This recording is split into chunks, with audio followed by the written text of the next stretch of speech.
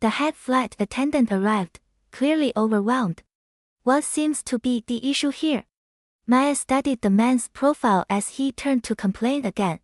Recognition hit her like lightning. 3 weeks ago, during her morning news briefing, she had seen that exact face on CNN. Financial fraud suspect, wanted by the FBI for embezzling millions from pension funds. Tom Richards, she whispered to herself, remembering the name from the report. While the man continued his racist rant, Maya discreetly pulled out her phone and texted her security director, emergency.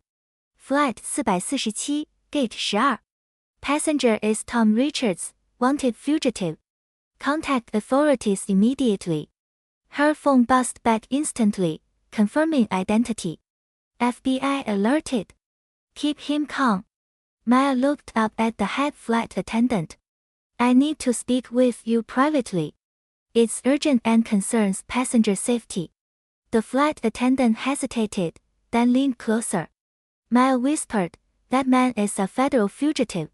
Tom Richards, wanted for financial crimes. I've already contacted authorities through my security team. The attendant's eyes widened. She nodded quickly and stepped toward the cockpit. Within minutes, Maya heard the captain's voice over the intercom. Ladies and gentlemen, we're experiencing a brief delay. Please remain seated. Airport security boarded the plane within 10 minutes. Tom Richards tried to run but was quickly handcuffed. As FBI agents escorted him off the aircraft, his racist mask finally slipped completely. I'm sorry, Ms. Chen, Sarah said quietly. Your quick thinking may have saved lives. He was planning to flee the country. Fellow passengers began applauding. A businessman from Road 3 approached Maya. Thank you for handling that with such grace. You showed real class. The flight departed 2 hours later. Maya arrived in Chicago refreshed and focused. The merger meeting went flawlessly. Her calm demeanor under pressure had actually prepared her perfectly for tough negotiations. Justice served, deal closed, dignity intact. Sometimes the best revenge against hatred is simply being excellent at everything you do. Maya smiled as her company's stock price soared on the evening news. Maya Chen adjusted her navy blazer as she strode through Terminal B, her heels clicking confidently against the polished floor. The CEO of Chen Technologies carried herself with the poise of someone who had built a billion-dollar empire from scratch.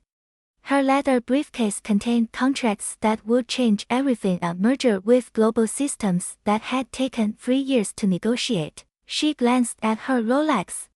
Flight 447 to Chicago would board in 20 minutes. This meeting could not be missed.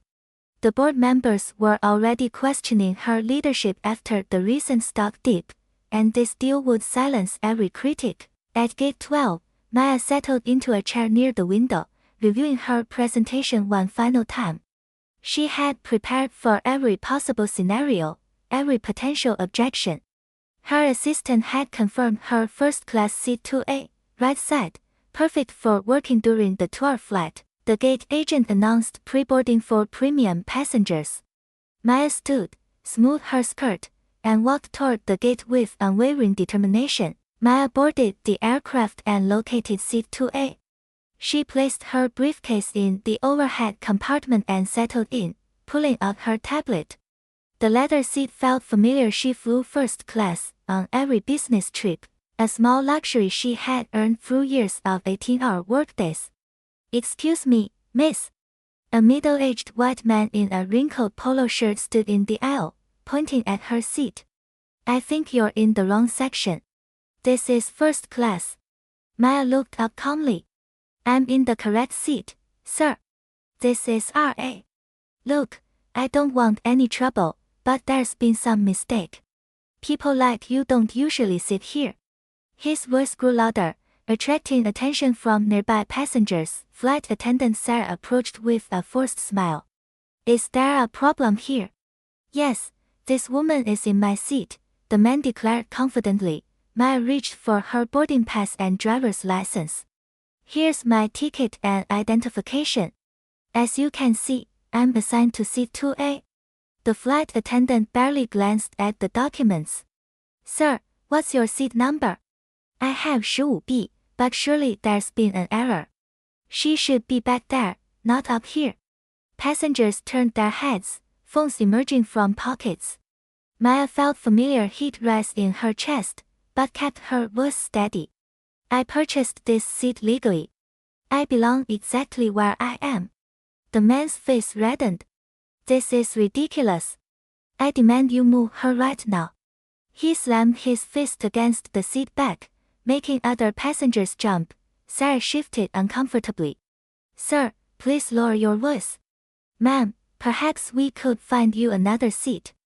Absolutely not, Maya replied firmly. As the argument continued, Maya noticed something odd about the aggressive passenger. His hands trembled when he wasn't gesturing wildly.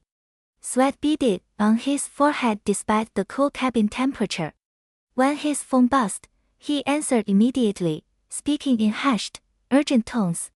No, the flight's delayed.